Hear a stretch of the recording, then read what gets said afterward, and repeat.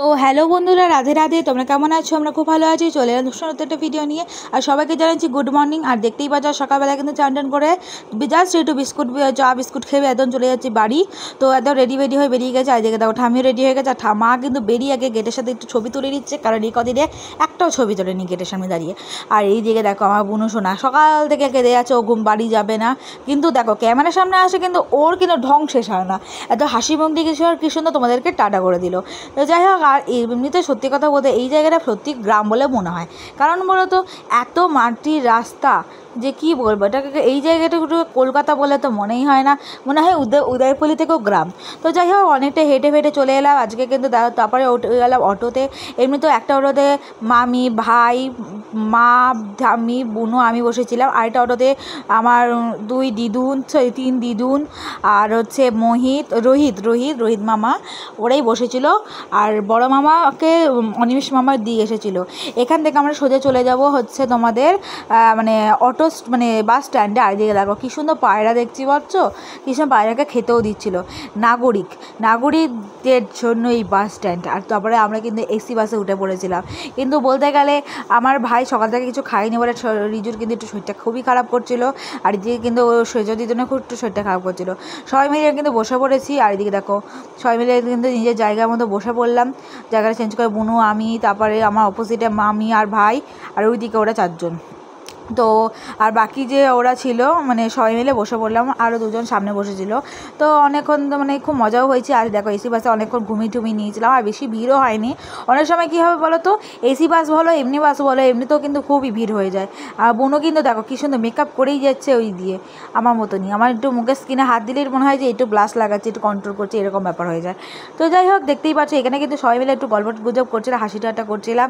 করার পর কিন্তু সবাইকে বললাম যে একটু রেস্ট নিয়ে নাও, কারণ আবার ট্রেনে ভাগ হয়ে যেতে হবে। এখান থেকে হাওড়া যাওয়ার পর কিন্তু আমরা দুদিকে দুজনা ভাগ হয়ে যাবো। কেউ কাটোয়া লোকাল ধরবে, আর আমরা ধরবো হচ্ছে বর্ধমান লোকাল। তো দেখতেই পাচ্ছ হাওড়া ব্রিজ চলে এসেছে। আর মামি কিন্তু কি ঘুম দিচ্ছে দেখতে পাচ্ছ। আর তোমাদের হাওড়া ব্রিজটা দেখে আমার সত্যি কথা বলতে হাওড়া ব্রিজ দেখতে আমার খুব ভালো লাগে। আর জানো তো, আমি কিন্তু ভিক্টোরিয়ার সামনে থেকে গেছি। আর ভিক্টোরিয়াটা দেখতে কিন্তু আমার খুব ভালো লেগেছে। কিন্তু একদিন ভাবলাম যে ভিক্টোরিয়া আসতে হবে, কারণ আমার কলকাতার মধ্যে সায়েন্স সিটি আর মিউজিয়াম ছাড়া কোথাও ঘোরা নেই। আর সেই জন্য ভাবলাম যে না, একটুখানি ভিক্টোরিয়া, ইকো পার্ক সবই ঘুরবো। নিয়ে আমার দিদি বলেছিল ঠিক আছে বোনু, তুই যখন এত কিছু ঘোরার ইচ্ছা, তুই শীতকাল করে আয় না, গরমকালে তো খুব কষ্ট হবে, শীতকালে তোদেরকে নিয়ে ঘুরতে যাবো। বললাম ঠিক আছে। আর দেখো কী সুন্দর গঙ্গাটা দেখতে কী সুন্দর লাগছে বলো তো। কিন্তু পুরো কষ্ট তোমাদের দেখাতে পারছি না, কেন জানোই তো যে এখানে কাজ দিয়ে ঘেরা ছিল।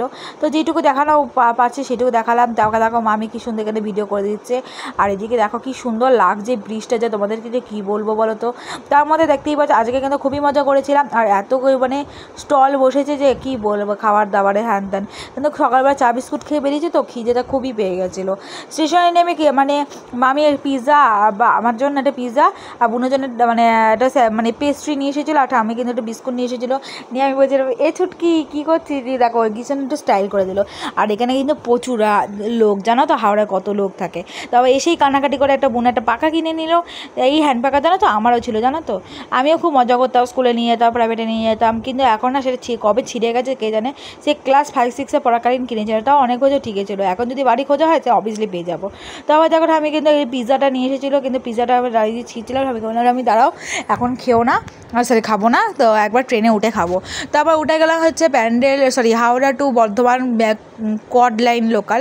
ওঠার পরেই কিন্তু আমি কিন্তু পিৎজাটা খেয়ে নিলাম। আর কিন্তু এইদিকে সবাই উঠে বসে পড়েছি। আর বুনোরা খেয়ে নিল পেস্ট্রি। খাওয়ার পরেই কিন্তু আমি অন্য সিটটা চেঞ্জ করে নিলাম। আর দেখো ট্রেনটা কিন্তু ছেড়েও দিয়েছে।